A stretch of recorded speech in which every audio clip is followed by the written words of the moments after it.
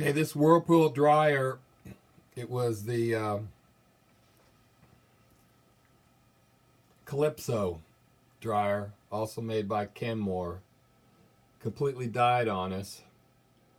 And my problem was one of the LEDs here, this LED, uh, shorts out, and that somehow prevents the circuit board from running. So it's completely dead like this. So I ended up going through the manual, not manual, but diagnostics that are here. And one of the things it said was place the negative black lead of your meter on P4-1, which I did, and then measure voltages here on P3-1 to P4-5. I did, and I ended up getting a negative volt, negative 3 volts.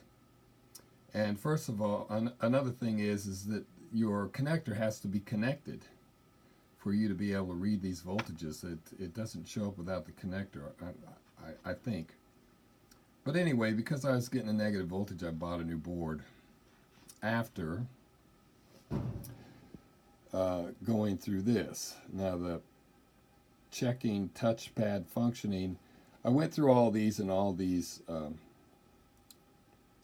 touchpad functions were good. So it says here at the bottom, if any switches fail, if all switches are okay, replace the electronic board. So I ended up doing that, especially when I had the wrong voltage here. I thought a negative voltage meant something had failed. But I think the negative voltage is right, and it's just a mistake because I bought a new board and I also have a negative voltage there. So sometimes you have to spend money to make a fix like that. Now it says to measure your voltages on the connector like that when it's connected. You can see that's connected to the board here. That bottom one is supposed to be the board. But these openings for your test probes aren't there, at least on my board, until I pulled it up a little bit. You can't set it in all the way. And the reason it's hard to measure voltages on the board is because it's been coated with some kind of polymer coating to prevent corrosion. And so you have to have a sharp test lead to be able to poke through and punch through the polymer coating. So that's how I tried to measure the voltages, though I did turn the board over. All right, so if you look here, the upper left is 120 volts, and the 4 pins at the bottom of that yellow transformer, I've got 14 volts there and 24 volts between the two on the outside, and that's AC voltage. And then that big fat capacitor there with the positive sign, if you turn the board over, I'm getting 14 volts DC there. It's been rectified. And then this other capacitor, you can see the plus sign there. That's 5 volts DC. And then you can measure on those integrated circuit chips. Normally the upper right or upper left is the positive voltage and ground, and I was getting voltage there. And I was getting a negative 3 voltage on these pins here. Now the reason I've got all this jumper wire, and the jumper wire is, I got one here,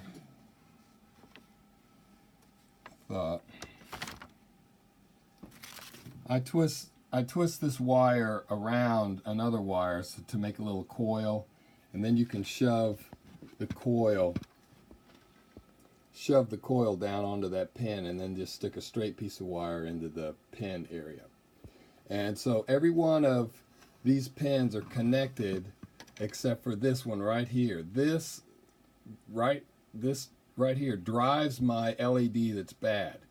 So I got the dryer to work when things were connected except for that one. So I think what I'm going to do is put a soldering iron on the connector pin here and just pull it out of the board so that there's no connection between this pin and that circuit board, because not circuit board, control panel board, because that LED is causing the whole system to not work. Now, like I said, I got this board. So what I'm thinking of doing is just taking that pin out of there. It's that number 1 pin on the other side. It says row 4. Row 4 works on this board. I'm pretty sure that if I change and make it a different column, it'll drive the LED. But since that LED on there is dead, the whole board didn't work. So I've got it plugged in. Wow, could have got shocked. Just kidding. And you'll see that if I go over here to like timed dry, it says 39. That's really 38 because that's the dead LED. Right, so everything works, and except when I put that one connector to this board that drives that LED, the whole thing won't work. So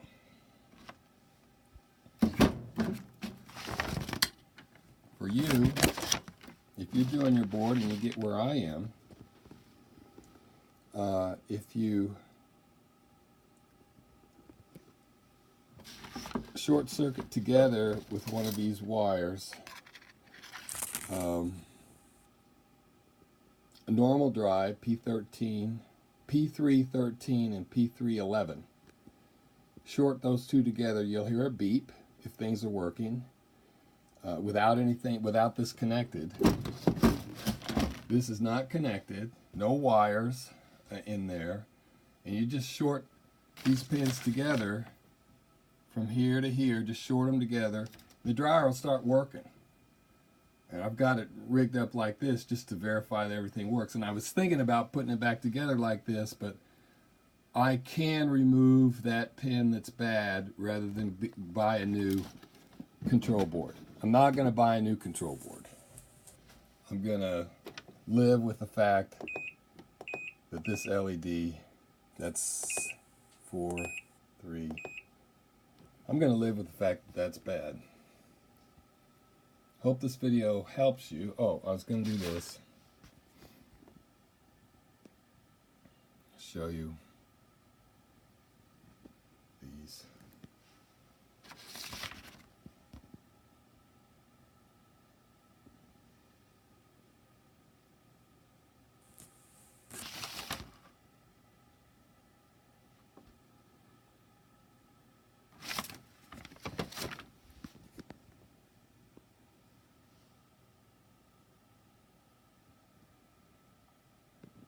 I couldn't find mine right away because I had taped it to the back. Maybe yours has been lost.